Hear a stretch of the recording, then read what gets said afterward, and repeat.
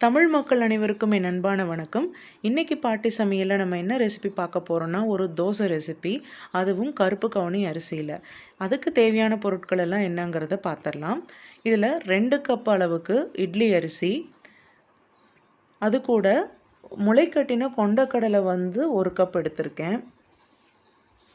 ஊற வச்சிருக்கிற கவுனி அரிசி 4 கப்பு, அது கூட 1 கப் அளவுக்கு உளுந்து சேர்த்துருக்கேன். இது எல்லாத்தையும் ஒரு 5 மணி நேரத்துக்கு முன்னாடி ஊற வச்சு இந்த மாதிரி தோசை பேட்டர் நான் ரெடி பண்ணி வச்சுருக்கேன். இப்போது நம்ம தோசை ஊற்ற ஆரம்பிச்சிடலாம்.